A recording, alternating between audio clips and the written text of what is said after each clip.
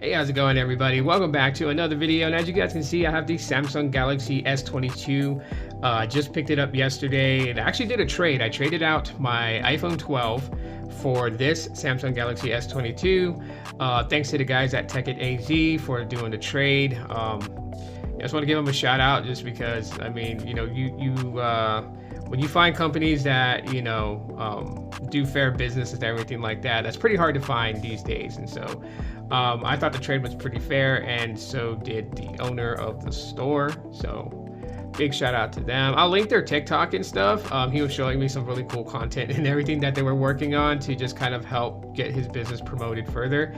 Yeah, so anyways, check the description, give them a follow on TikTok if you guys are on TikTok. But anyways, the Galaxy S22, the reason why I picked this device up is because you guys should know me by now. When there's a device that piques my interest, I'm going to get it. Maybe not right away when it's like day of release, but eventually I will get it. And then I will actually do videos sharing my experience. And that's what a lot of my content is on YouTube, is my experience. So there's going to be a video giving my experience of the S22, but this is just the introduction to the phone in my possession and what I've noticed so far after using it for just about a day already. First off, let's get the formalities out of the way. So this is actually a really nice size Galaxy device. It's actually smaller than my S21, and I like that about this phone, just for the fact that, I'm a person that likes smaller handsets. So this being in that sweet spot, literally, I mean, I don't know like how much bigger it is compared to the Pixel 5, but it's kind of close. So with that being said, display size is a 6.1 inch full HD display. It's 2340 by 1080 dynamic AMOLED with 120 hertz adaptive refresh rate and HDR10 plus. So 1750 nits peak brightness, so not the brightest compared to like my Pixel devices like the Pixel 9a I have, or the Pixel 8a, close to the Pixel 8a because the 8a has 2000 nits peak brightness, but still for the most part, it's kind of bright, just not as bright. This variant is the Qualcomm variant, so it has a Snapdragon 8 Gen 1, which I'll be doing a comparison to my S21 that has the Snapdragon 888 processor. My variant is the 256 with 8 gigs of LPDDR5 RAM. Of course, no SD card slot support. And for the cameras, we have a 50 megapixel main shooter, and then we have a, I believe it's a 10 megapixel telephoto and a 12 megapixel ultra wide. So, I mean, you got 3 camera options there. I kind of like, I dig that since I like to take photos and stuff like that of places I go and things that I see. So that's a nice touch to have the 3 cameras. And then the selfie cam is a 10 megapixel camera as well. Now, here's where a lot of people have told me, and I have seen on social media, is, probably going to be the only maybe negative experience that I'll have, and that's the battery that's in this thing. This thing has a 3700 milliamp hour battery, and it's 25 watt wire charging and 15 watt wireless charging. So we'll have to see how that goes. And of course, just for protection, it has the Gorilla Glass Victus Plus in the front and back, and it's IP68 water and dust resistance. And of course, for connectivity, you've got 5G connectivity as well as Wi-Fi 6E and Bluetooth 5.2. And of course, there's NFC for, tap to pay and such and whatnot.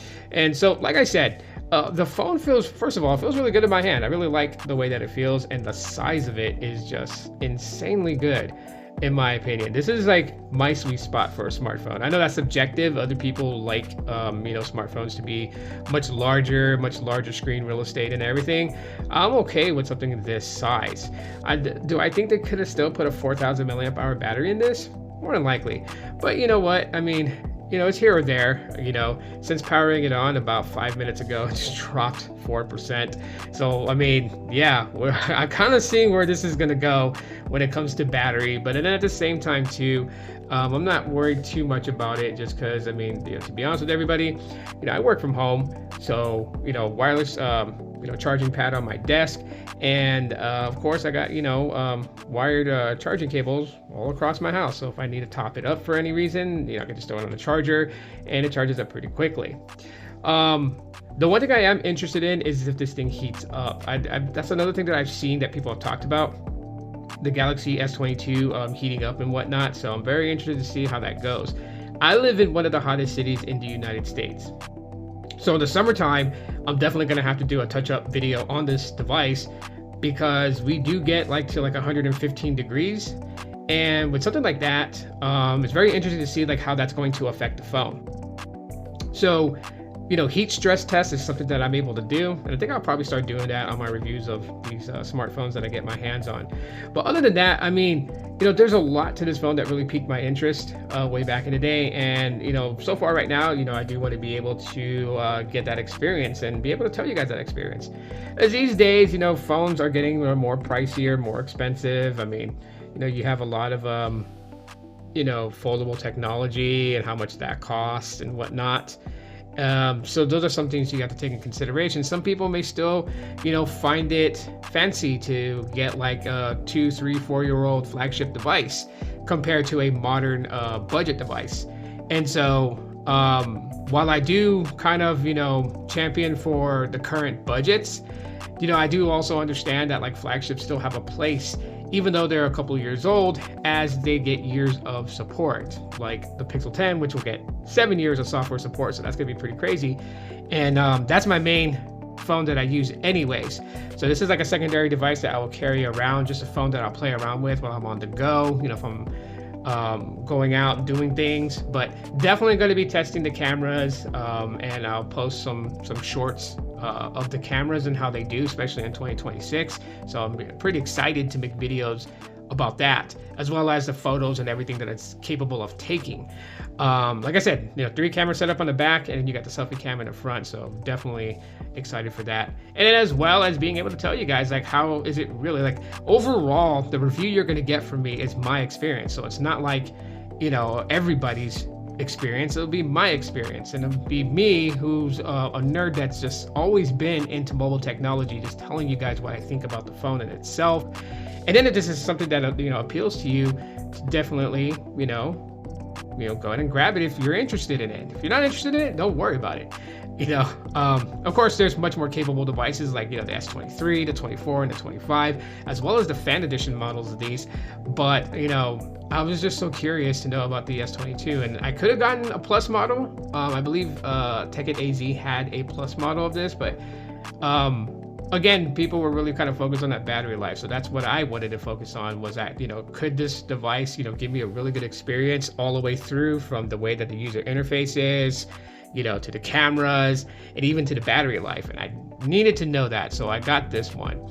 And yeah, right now I'm excited to start my journey on getting you guys my experiences on this. So if there's specific things you want to know about the Galaxy S22 in current 2026 on One UI 8, please drop your questions in the comments, so that way I can focus on those things in my review video of this, to bring you guys answers to what you guys have questions for. So until then, if you guys think I did a good thing, let me know in the comments. If you think I should have kept my iPhone 12, let me know in the comments as well. I appreciate it, but I will talk to you guys in the next one. Aloha.